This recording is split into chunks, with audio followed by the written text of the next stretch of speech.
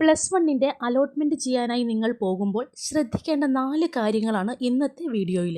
ഈ 4 കാര്യങ്ങൾ തെറ്റിച്ചാൽ നിങ്ങൾക്ക് ചിലപ്പോൾ അഡ്മിഷൻ പോലും ലഭിക്കാതെ വരും. നമുക്ക് വീഡിയോയിലോട്ട് പോകാം. ഒന്നാമതായി കാൻഡിഡേറ്റ് ലോഗിൻ. നിങ്ങൾ അപേക്ഷ പൂരിപ്പിക്കുന്നതിൻ്റെ ഒന്നാമത്തെ ഘട്ടം എന്ന് പറയുന്നത് കാൻഡിഡേറ്റ് ലോഗിൻ ചെയ്യുന്നതാണ്.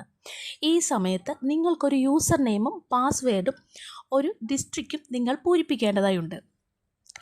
യൂസർ നെയിമും പാസ്വേഡും കൊടുത്ത് നിങ്ങൾ ഏത് ജില്ലയിലേക്കാണ് അപ്ലൈ ചെയ്യുന്നത് ആ ജില്ലയുടെ പേരും നിങ്ങളവിടെ കൊടുക്കും.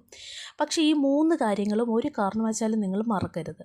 കാരണം മുമ്പോട്ടുള്ള ബാക്കി അലോട്ട്മെൻറ്റും കാര്യങ്ങൾക്കെല്ലാം ഈ ഒരു യൂസർ നെയിമും പാസ്വേഡ് ഉപയോഗിച്ച് മാത്രമേ നിങ്ങൾക്ക് ഓപ്പൺ ചെയ്യാൻ സാധിക്കത്തുള്ളൂ. ഇനി മറ്റൊരു പ്രധാനപ്പെട്ട കാര്യം, ഒരു കാരണവശാലും മറ്റാർക്കും, നിങ്ങളുടെ പ്രിയ സുഹൃത്തുക്കൾക്ക് പോലും നിങ്ങളുടെ യൂസർ നെയിമും പാസ്വേഡും നിങ്ങൾ കൊടുക്കരുത്. മറ്റൊരാളുടെ കയ്യിൽ നിങ്ങളുടെ യൂസർ നെയിമും പാസ്വേഡും കിട്ടിയാൽ അത് ദുരുപയോഗം ചെയ്യാനുള്ള സാധ്യതയുണ്ട്. അതുകൊണ്ട് ഒരു കാരണവശാലും ഈ ഒരു യൂസർ നെയിമും പാസ്വേഡും നിങ്ങൾ മറ്റാർക്കും ഷെയർ ചെയ്ത് കൊടുക്കരുത്. രണ്ടാമത്തേത് റിലീജിയൻ ആൻഡ് കാസ്റ്റ്. അപേക്ഷാ ഫോമിൽ നിങ്ങൾ ജാതിയും മതവും കൃത്യമായി കൊടുക്കണം. അതിൻ്റെ ഒന്നാമത്തെ കാരണം എന്നത് സംവരണ ആനുകൂല്യമുള്ളവർ അറിയാതെ ജനറൽ കാറ്റഗറിയിൽ ടിക്കിട്ടാൽ നിങ്ങൾക്ക് കിട്ടേണ്ട സംവരണ ആനുകൂല്യ സീറ്റ് ഇല്ലാതാകും എന്നതിലുപരി നിങ്ങൾ നിങ്ങളുടെ ജാതി സർട്ടിഫിക്കറ്റുമായി സ്കൂളിൽ ചേരാൻ ചെല്ലുമ്പോൾ അപേക്ഷാ ഫോമിൽ ജനറൽ കാറ്റഗറിയിലും നിങ്ങളുടെ കയ്യിൽ അതർ ബാക്ക്വേർഡ് സർട്ടിഫിക്കറ്റും വന്നാൽ നിങ്ങൾക്ക് അഡ്മിഷൻ കിട്ടാതെ വരും. അതിനാൽ ജാതിയും മതവും എഴുതുമ്പോൾ വളരെ കൃത്യമായി ശ്രദ്ധിച്ച് തന്നെ എഴുതുക. മൂന്നാമത്തേത് permanent address and communication address. ഇനി എന്താണിതെന്ന് നോക്കാം. നിങ്ങളുടെ ആധാർ കാർഡിലുള്ള അതേ അഡ്രസ്സിലാണ് നിങ്ങൾ താമസിക്കുന്നതെങ്കിൽ നിങ്ങളുടെ പെർമനൻ്റ് അഡ്രസ്സും കമ്മ്യൂണിക്കേഷൻ അഡ്രസ്സും ഒന്നായിരിക്കും. എന്നാൽ ആധാർ കാർഡിൽ കാണിക്കുന്ന അഡ്രസ്സിലല്ല നിങ്ങൾ താമസിക്കുന്നതെങ്കിൽ അത് കമ്മ്യൂണിക്കേഷൻ അഡ്രസ്സാകും.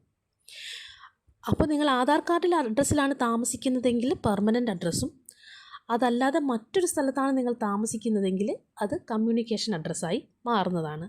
ഇനി ഇപ്രകാരം കമ്മ്യൂണിക്കേഷൻ അഡ്രസ്സ് ഉള്ളവർ നിങ്ങൾ താമസിക്കുന്ന സ്ഥലത്തിൻ്റെ അല്ലെങ്കിൽ ആ പഞ്ചായത്തിൻ്റെ നേറ്റിവിറ്റി സർട്ടിഫിക്കറ്റ് കൂടി സംഘടിപ്പിക്കേണ്ടതാണ്.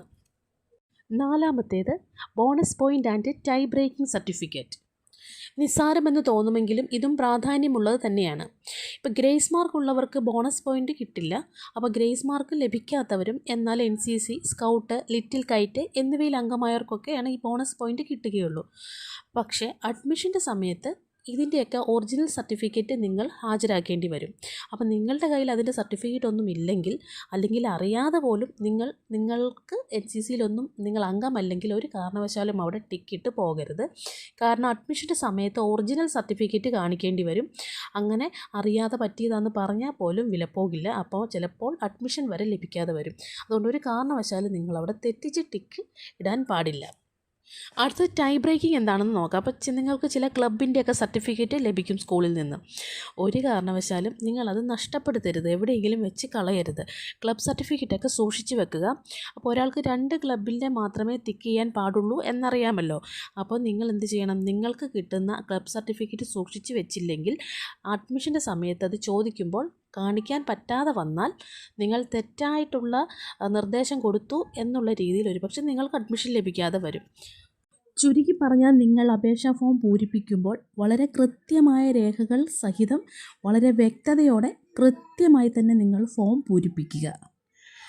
വീഡിയോ ഇഷ്ടപ്പെട്ടാൽ ലൈക്ക് ചെയ്യാനും ഷെയർ ചെയ്യാനും സബ്സ്ക്രൈബ് ചെയ്യാനും മറക്കരുത്.